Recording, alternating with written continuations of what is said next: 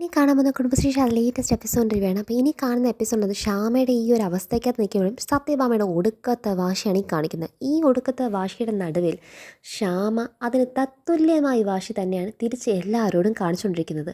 അപ്പോൾ ഈ ചാനൽ ആദ്യമായിട്ട് കാണുന്നവരത് ചാനൽ ലൈക്ക് ചെയ്യാനും സബ്സ്ക്രൈബ് ചെയ്യാനും ബെല്ലൈക്കൻ പ്രസ് ചെയ്യുന്നതിൻ്റെ കമൻസും ഷെയർസ് ലൈക്സിനും ആരും മറക്കണ്ട.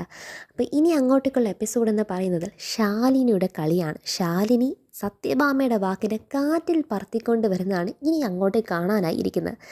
അപ്പോൾ ഇന്ന് എപ്പിസോഡ് തുടങ്ങുന്നതിനെ കാണിക്കുന്നത് സത്യഭാമ എന്താണ് വന്ന് ശ്യാമയെ നോക്കിയ ഒരു ഗൈനക്ക സീനിയർ അവരെ എന്താണ് പറഞ്ഞു വിടാൻ പറയുന്നത്, പൈസ കൊടുത്ത് പറഞ്ഞു വിടാൻ, ഇനി എന്തെങ്കിലും ആവശ്യമുണ്ടെങ്കിൽ വിളിക്കാമെന്ന് പറയുന്നു. കേട്ടിട്ട് രോഹിത്തിന് ഒരു ഭർത്താവ് എന്ന രീതിയിൽ അത്രമാത്രം സങ്കടം. പക്ഷേ അമ്മയുടെ മുന്നിൽ തിരിച്ചൊന്നും പറയാൻ പറ്റാത്തൊരവസ്ഥയ്ക്കകത്ത് വിഷ്ണുവും അതുപോലെ തന്നെ അമ്മ എന്തൊക്കെ കാണിച്ചു കൂട്ടുന്നത് എന്ന രീതിയിൽ വിഷ്ണുവും അതേ അവസ്ഥയിൽ നിസ്സഹായാവസ്ഥയ്ക്ക് തിരിക്കുന്നതാണ് കാണിക്കുന്നത്. അപ്പോൾ ഇത്രയും നേരമായിട്ടും പപ്പിമോൾക്ക് അമ്മയ്ക്ക് ഇങ്ങനെ കാര്യം സംഭവിച്ച കാര്യമൊന്നും ഇന്ന് വരെ പപ്പിമോൾ അറിഞ്ഞിട്ടില്ല.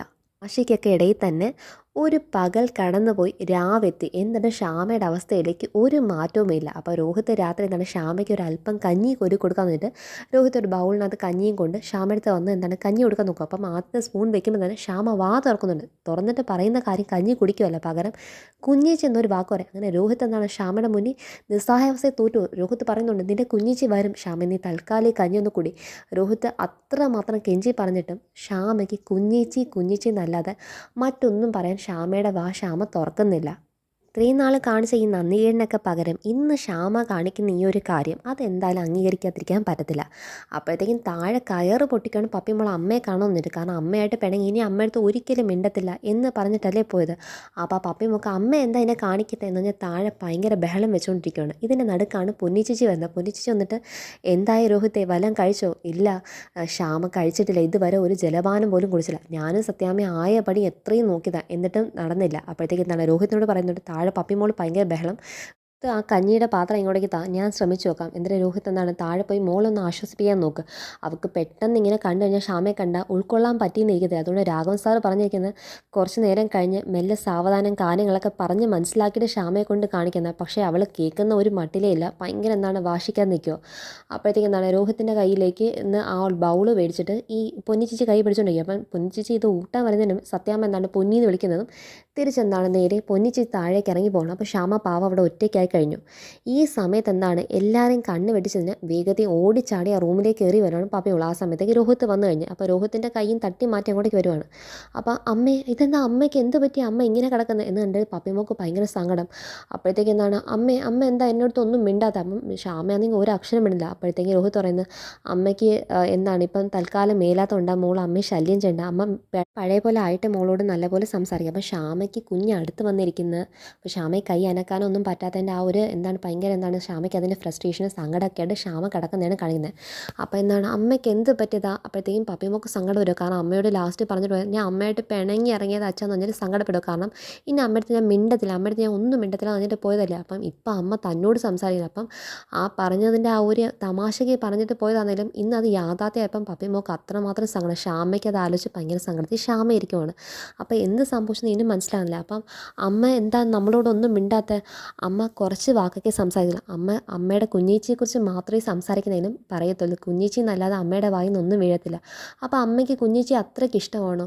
ആണ് മോളെ, അമ്മയ്ക്ക് കുഞ്ഞേച്ചി അത്രമാത്രം ഇഷ്ടമാണ്. കുഞ്ഞേച്ചി വന്നാൽ മാത്രമേ അമ്മ എന്നെ വീണ്ടും പഴയ പോലെ നോർമലാക്കി എത്രയും വേഗം ശരിയായി കിട്ടത്തുള്ളൂ. അപ്പോൾ അങ്ങനെ ആണെങ്കിൽ അമ്മയുടെ കുഞ്ഞേച്ചിക്ക് ഇങ്ങോട്ടേക്ക് വന്നൂടെ. അമ്മയുടെ കുഞ്ഞേച്ചി ഇങ്ങോട്ടേക്ക് കൊണ്ടുവരാൻ സത്യാമ്മ സമ്മതിക്കത്തില്ല. സത്യാമ്മ സമ്മതിക്കാത്ത. അമ്മയുടെ കുഞ്ഞേച്ചിയെ സത്യാമ്മയ്ക്ക് ഇഷ്ടമല്ലേ. അമ്മയുടെ കുഞ്ഞേച്ചിയെ സത്യാമ്മയ്ക്ക് തീരെ താല്പര്യമില്ലാത്ത കൊണ്ടാണ് അമ്മയുടെ കുഞ്ഞേച്ചി ഇങ്ങോട്ട് കൊണ്ടുവരാൻ സത്യാമ്മ സമ്മതിക്കുന്നത്. എന്നാൽ പിന്നെ നമുക്ക് അമ്മയും കൊണ്ട് കുഞ്ഞേച്ചിയുടെ അങ്ങോട്ടേക്ക് പോയാലോ. അമ്മയുടെ കുഞ്ഞേച്ചിയുടെ വീട്ടിൽ എവിടെ, അമ്മയുടെ കുഞ്ഞേച്ചിയുടെ വീട് എവിടെയാണോ അവിടെ നമുക്ക് അമ്മയും കൊണ്ട് പോയാലോ. അപ്പോൾ അമ്മ എത്രയും വേഗം ശരിയാകത്തില്ല. അപ്പം പിന്നെ അമ്മ നമ്മളോട് സംസാരിക്കുകയൊക്കെ ചെയ്യുമല്ലോ. ഇതും കേട്ടുകൊണ്ട് അകത്തേക്ക് കയറി വരണം സത്യമ്മ. എടാ പപ്പി അതേ പ്രസംഗം തന്നെ പറഞ്ഞു, വലിയവർ തീരുമാനിക്കേണ്ട കാര്യങ്ങളൊക്കെ കൊച്ചു പിള്ളേർ കയറി തീരുമാനിക്കാൻ പറയണം. നീ ആരാടി ഇതൊക്കെ തീരുമാനിക്കുക എന്ന് പറഞ്ഞിട്ട് കുഞ്ഞിനെ കയറി അങ്ങ് വഴക്ക് പറയണം. അപ്പോഴത്തേക്ക് രോഹിതിനെ പറയാനൊന്നുമില്ല. കാരണം തൻ്റെ അമ്മയുടെ അവസ്ഥ കണ്ടിട്ടാണ് കുഞ്ഞു കൊച്ചായ എന്താണ് പപ്പിമോൾ ഇത് പറയുന്നത്. അത് മനസ്സിലാക്കാനുള്ള പ്രായോഗിക ബുദ്ധി പോലും ഇല്ലാതെ ഇപ്പോഴും വാശിയും കടുംപിടുത്തമായിട്ട് നിൽക്കുന്ന ഈ സത്യഭാമയോട് എന്ത് പറഞ്ഞിട്ട് എന്ത് കാര്യം. ആ രീതിയിൽ അവരെ പെരുമാറ്റം കാണുമ്പോൾ പിന്നെ മോളെ വഴക്ക് പറയാനും പറ്റത്തില്ല. കാരണം മോളുടെ ഭാഗത്ത് നോക്കിയാൽ അത് സമ്പൂർണ്ണ ന്യായമാണ്. കാരണം രോഹിതൻ ചെയ്യാൻ ആഗ്രഹിക്കുന്നത് അത് തന്നെ. പക്ഷേ സത്യഭാമയുടെ ഭാഗത്ത് നോക്കുമ്പോഴോ സത്യഭാമയെ എതിർത്ത് സംസാരിക്കാൻ കഴിയത്തില്ല. അപ്പം സത്യഭാമ വന്നിട്ട് എന്താണ് ശ്യാമയുടെ അടുത്ത് കുറച്ച് ഇറങ്ങി ഇരിക്കുവാണ്. ആണെങ്കിലോ ഇവർ അടുത്തിരിക്കുമ്പോൾ ഫ്രസ്ട്രേഷൻ കാരണം എന്താ വെച്ചാൽ കുഞ്ഞേച്ചിയെ കൊണ്ടുവരാൻ സമ്മതിക്കില്ല. എൻ്റെ മോൾ ഇത്രയും പറഞ്ഞിട്ട് പോലും മനസ്സലിവില്ലാതെ ഇവരുടെ ഒരു പെരുമാറ്റം കണ്ട് ശ്യാമയ്ക്ക് മുഖം തിരിച്ച് ശ്യാമ എന്താണ് മാറ്റുവാണ്. എന്നിട്ടും അതൊന്നും മനസ്സിലാക്കാതെ അവിടെ എന്താണ് താൻ എന്തോ സംഭവമാണ്, താൻ വന്നിരുന്ന എല്ലാം മാറുന്ന രീതി അവിടെ വന്നിരിക്കുന്നതാണ് കാണിക്കുന്നത്. അപ്പം താഴെ ആണെങ്കിൽ രാഘവൻ സാർ എന്താണ് ഭയങ്കര രീതിക്ക് അത് സങ്കടപ്പെട്ടിരിക്കുന്ന ആ രാഘവൻ സാറോട് ഈ കാര്യങ്ങളൊക്കെ സംസാരിച്ച് കൊടുക്കുവാണ് ഈ പറയുന്ന പിള്ളച്ചേട്ടൻ. അപ്പോൾ പിള്ളച്ചേട്ടൻ പറയുന്നത്, സാറേ ഞാൻ പറയുന്നുണ്ട് ഒരു കാര്യമൊന്നും വിചാരിക്കില്ല, ഞാൻ പറയുന്ന അധിക പ്രസംഗി തരാമെന്നൊന്നും എനിക്കറിയത്തില്ല, ഇത് പക്ഷേ ഈ അവസ്ഥ എനിക്ക് പറയാതിരിക്കാൻ പറ്റത്തില്ല. അപ്പം താൻ പറയടോ പിള്ളേ, എന്താണെങ്കിലും താൻ പറ എന്ന് പറയുമ്പോഴത്തേക്കാണ് നമ്മുടെ പപ്പയും മോള് കയ്യിലൊരു പാവയും കൊണ്ട്, കാരണം സത്യാമ്മ അവിടെ മുറി നോട്ടിച്ചിട്ടല്ലോ. അപ്പം താഴേക്ക് എന്താണ് വന്ന് അവിടെ എന്താണ് തന്നെ ഉള്ള ഒരു കസേരയ്ക്കകത്ത് വന്ന് നമ്മുടെ പപ്പിമോൾ അവിടെ ഇരുന്ന് ഈ കാര്യങ്ങളൊക്കെ പറയുന്ന കേൾക്കുവാണ്. അപ്പം പിള്ളച്ചേട്ടനാണെങ്കിലും പപ്പിമോൾ വന്നിരുന്നൊന്നും ശ്രദ്ധിച്ചില്ല, കാരണം മാനസിക വിഷമമാണ് അവിടെ എല്ലാവർക്കും. അപ്പം പിള്ളച്ചേട്ടൻ ചോദിക്കുക, സാറേ ഈ വീട്ടിൽ യഥാർത്ഥത്തിൽ നടക്കുന്നത് എന്താണ് സാറേ, ഇങ്ങനെയൊക്കെ ഏതെങ്കിലും വീട്ടിൽ നടക്കുമോ? ദൈവത്തിന് അറിയാടോ പിള്ളേ ഈ വീട്ടിൽ നടക്കുന്ന കാര്യമൊക്കെ എന്താണ്, അല്ലാതെ ഞാനിപ്പോൾ എന്ത് പറയാനാണ്, താനിവിടെ കാര്യങ്ങളൊക്കെ നേരിട്ട് കാണുന്നില്ല. അപ്പം പിള്ളച്ചേട്ടൻ പറയുന്നുണ്ട്, സാറേ അതാ പറഞ്ഞ ദൈവത്തിന് മാത്രമേ അറിയത്തുള്ളൂ ഇവിടെ നടക്കുന്ന കാര്യങ്ങൾ എന്തൊക്കെയാണ്. അപ്പോൾ ഇതിനൊക്കെ ഉള്ളൊരു പരിഹാരം കണ്ടെത്താനും ദൈവം തന്നെ വിചാരിച്ചാലേ പറ്റത്തുള്ളൂ സാറേ. വീട് മൊത്തം ശാപം കൊണ്ട് നിറഞ്ഞിരിക്കുകയാണ് സാറേ. കാരണം സാറൊന്ന് ആലോചിച്ച് നോക്കുക, എത്ര പെണ്ണുങ്ങളുടെ കണ്ണീരാണ് ഈ വീട്ടിൽ എന്താണ് അടിത്തട്ടി കിടക്കുന്നത്, അത്രമാത്രം കണ്ണീരും ശാപങ്ങളും കൊണ്ട് നടക്കുവാണ് ഈ വീടെന്ന് പറയുന്നത്. ഇതൊക്കെ എവിടെ ചെന്ന് അവസാനിക്കും സാറേ? ഇത്രയും പാവങ്ങളും ദൈവത്തിൻ്റെ മുന്നിൽ സമസ്ത അപരാധം ഏറ്റു പറഞ്ഞ് കരഞ്ഞേ പറ്റുള്ളൂ സാറേ. ബെസ്റ്റ്, ഇവിടുത്തെ ശാപങ്ങളുടെ കഥയൊക്കെ പറഞ്ഞിട്ട് കാര്യമുണ്ടോടെ പിള്ളേ? സാറേ പണ്ട് ഇതുപോലെ ഇന്ന് ശ്യാമക്കുഞ്ഞ് കിടക്കുന്ന പോലെ അതേ മുറിക്കകത്ത് പണ്ട് കുറേ നാൾ നമ്മുടെ പ്രീതി കുഞ്ഞ് കിടന്ന സാറിന് അത് ഓർമ്മയില്ലേ സാറേ? പ്രീതി കുഞ്ഞ് എന്തുമാത്രം ഗതിന്ദ്രല്ലേ ഇരിക്കാത്ത അവസ്ഥയ്ക്കകത്ത് ജലപാനുമില്ല എത്ര കാലമാണ് കിടന്നത്. ഇതാ ഇപ്പം ഈ ശ്യാമക്കുഞ്ഞും ഈ വീട്ടിലേക്കുള്ള എന്താണ് മഹാദേവി കയറി വന്നതാണ്. എന്നിട്ട് ആ മഹാദേവിയെ മഹാലക്ഷ്മിയോട് എന്താണ് സാറേ ചെയ്തത്? ആ മഹാലക്ഷ്മി പുറംകാലം കൊണ്ട് പുറത്തേക്ക് തള്ളിക്കളഞ്ഞല്ലേ ഉള്ളൂ. എന്നിട്ട് ആ മഹാലക്ഷ്മിയുടെ കണ്ണീര് വീണ് കുതിർന്ന മണ്ണാണ് സാറേ ഇത്. 6 വർഷമായി ഈ വീട്ടിലെ മഹാലക്ഷ്മി ഈ വീട്ടിൽ നിന്ന് ഇറങ്ങിപ്പോയിട്ട് പകരം വേറെ ഒരുത്തി കൊണ്ടുവന്ന് ഇവിടെ കയറ്റി വെച്ചിരിക്കുകയും ചെയ്യുന്നുണ്ട്. എന്നിട്ട് സത്യാമ്മ അതിനെ ആനച്ചോട് നടക്കുന്നുണ്ട്. ഇതിൻ്റെയൊക്കെ ശാപങ്ങൾ എവിടെ ചെന്ന് തീർക്കും സാറേ? അതുകൊണ്ട് ഞാൻ പറയുന്നത് തെറ്റായിരിക്കും, പക്ഷേ എന്നോട് പൊറുക്കണം സാറേ, ഇത് പറയാതിരിക്കാൻ നിവർത്തിയില്ലാഞ്ഞിട്ടാ സാറേ.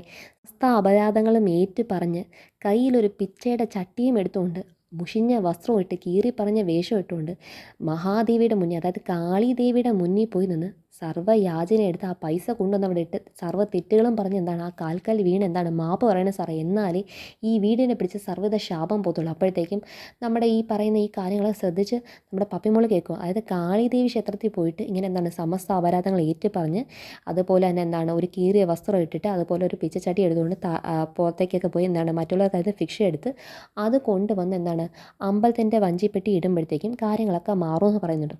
ഇവിടെ അതിൻ്റെ ഒന്നും ആവശ്യമില്ല. നല്ല രീതിയിൽ കാര്യങ്ങൾ മാറ്റിയെടുക്കാനുണ്ട്, പക്ഷേ അത് മാറ്റിയെടുക്കാൻ ഇവിടെ ശാലിനിയെ കൊണ്ടുവേണം. അത് കൊണ്ടുവന്നാൽ തന്നെ ഇവിടുത്തെ പല പ്രശ്നങ്ങളും തീരും സാറേ. വീണ്ടും തിരിച്ചെന്താണ് മഹാലക്ഷ്മി വീട്ടിൽ കയറി വരണമെങ്കിലും ഇതൊക്കെ തന്നെ ചെയ്യണം. അപ്പം രാഘവൻ സാർ ഇതെന്താണ് നിഷേധിച്ച് കളഞ്ഞിട്ടങ്ങ് പോവാണ്. അപ്പം പറയുക കാര്യങ്ങൾ പറഞ്ഞാൽ അത് മനസ്സിലാക്കാൻ പറ്റാത്തതും അതും സമയദോഷത്തിൻ്റെ ഒരു ഫലം തന്നെ. രാഘവേട്ടൻ നിന്ന് മുന്നേ ചോദിക്കുന്നുണ്ട്, തനിക്ക് ഇപ്പോഴും എന്താണ് അമ്മൻ്റെ മുന്നിൽ നിന്നൊക്കെ പറയുമ്പോഴത്തേക്കും താൻ ഇപ്പോഴും ആ കന്യാകുമാരി വസിച്ചതിൻ്റെ ആ ഒരു ജീവിതശൈലി തനിക്ക് ഇപ്പോഴും മാറിയിട്ടില്ലല്ലേ സാറേ? അത് എവിടെ ആണെങ്കിലും ഇവിടെ ആണെങ്കിലും രണ്ടും ഒന്ന് തന്നെയാണ് സാറേ.